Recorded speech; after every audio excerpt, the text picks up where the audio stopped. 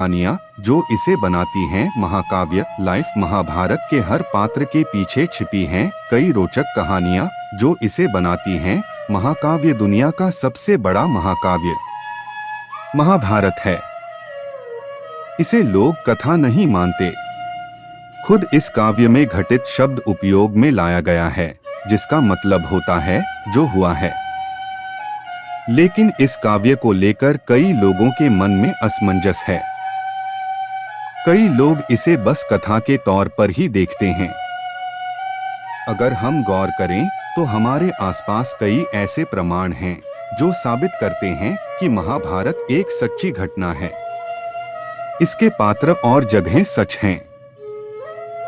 ऐसे में इनके पात्रों के बारे में कई ऐसे तथ्य हैं जिनके बारे में हमें जानकारी ही नहीं या जो है वो भी अधूरी है। इस महाकाव्य के बारे में अधूरी जानकारी ही हमें कई बार वाद विवाद में पीछे ढकेल देती है। इसलिए ही हम कुछ जानकारियों से आपको अवगत कराते हैं जिसके बाद आप किसी को भी सही तर्क के साथ जवाब दे पाएंगे। द्रौपदी और पांडव, जैसा कि हम सब जानते हैं, द्रौपदी के 5 पति थे। इसका कारण भी माता कुंती के शब्दों से मिल जाता है। लेकिन जैसा कि सनातन धर्म में माना जाता है कि सब कुछ जो हम एक जीवन में जीते हैं पिछले जन्म के पाप या पुण्य, श्राप और वरदान का नतीजा होते हैं। ऐसा ही कुछ द्रौपदी के साथ हुआ था। पिछले जन्म में शादी न हो पाने के कारण द्रौपदी ने शिव जी की तपस्या की थी, जिससे खुश होकर उन्होंने द्रौपदी को वरदान मांगने को कहा। उसने पति की मांग की और होने वाले पति के 5 गुण बताए। शिव जी ने वरदान पर हामी भरी और अगले जन्म में मनचाहे पति के मिलने की बात कही। जो गुण द्रौपदी ने मांगे थे वो किसी एक पुरुष में होना नामुमकिन था, इसलिए उन्हें 5 गुणों के रूप में पांडव मिले। द्रौपदी का चीरहरण, जब चौपड़ के खेल में पांडव द्रौपदी को हार गए तब दुर्योधन ने उसके चीरहरण का आदेश दुशासन को दिया। द्रौपदी को अपमानित होने से बचाने के लिए स्वयं भगवान कृष्ण आए थे। लेकिन ये अधूरी जानकारी है। असल में भगवान कृष्ण के अलावा दुर्वासा ऋषि ने भी अपने वस्त्र देकर द्रौपदी की लाज बचाई थी। इसका प्रमाण हमें शिव पुराण में भी मिलता है। द्रौपदी की शर्त खुद को 5 पति में बांटने पर द्रौपदी राजी तो हो गई थी, लेकिन उनकी एक शर्त थी कि वो अपने पति के घर को किसी और महिला के साथ नहीं बांटेंगी। 5 पांडवों ने द्रौपदी के अलावा भी शादी की थीं, लेकिन उनकी दूसरी पत्नियां कभी भी इंद्रप्रस्थ नहीं आईं।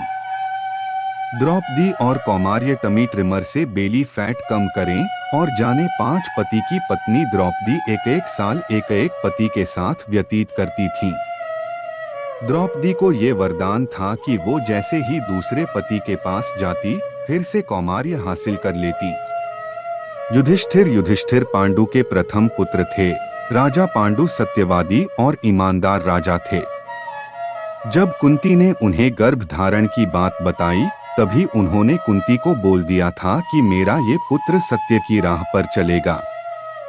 युधिष्ठिर और उनके हुनर, युधिष्ठिर सिर्फ राजनीति का ही ज्ञान नहीं रखते थे, उस दौर में उन्हें कई ऐसी भाषाओं का ज्ञान था जो धरती पर किसी और मानव को नहीं था। साथ ही वो एक कुशल भाला चलाने वाले भी थे। कहा जाता है कि वो बड़े से बड़े पत्थर को अपने भाले से कागज की तरह काट सकते थे। युधिष्ठिर की पत्नियां, राजा युधिष्ठिर की 2 पत्नियां थीं, द्रौपदी और देविका। दोनों पत्नियों से उन्हें 2 पुत्र हुए, प्रतिविद्या और यायुध्या। यायुध्या महाभारत की लड़ाई में जिंदा बच गए थे, लेकिन उन्हें युधिष्ठिर के बाद राजा नहीं बनाया गया क्योंकि इसके लिए द्रौपदी तैयार नहीं थी। इस कारण वो अपनी माता के राज्य शिवी के राजा बने। युधिष्ठिर और चौपड़ का खेल, चौपड़ के खेल में अपना सब कुछ हार जाने के बाद युधिष्ठिर को इतनी ठेस लगी थी कि उन्होंने इस खेल में निपुणता हासिल करने के लिए बृहदश्वा ऋषि से शिक्षा ली। कहा जाता है कि इसके बाद युधिष्ठिर के इशारों पर चौपड़ के पासे नाचते थे और वो फिर कभी इस खेल में नहीं हारे। युधिष्ठिर और जातिवाद। दुनिया में सबसे पहले किसी ने जाति प्रथा को तोड़ा तो वो युधिष्ठिर ही थे, जब उन्होंने अपने भाई की शादी राक्षसनी हिडिंबा से करवाई। उनका मानना था कि जाति से बड़ा आचरण होता है। युधिष्ठिर और श्राप कुंती ने कर्ण के बारे में अपने किसी भी पुत्र को नहीं बताया था। युद्ध के दौरान जब कर्ण का वध हुआ तब कुंती ने पांडवों के सामने इस राज को खोला। इसके बाद युधिष्ठिर ने अपनी मां और समस्त महिला समाज को ये श्राप दिया कि वो कभी भी कोई राज नहीं छिपा पाएंगी। महाभारत जैसे महाकाव्य के बारे में जितना लिखो उतना कम है।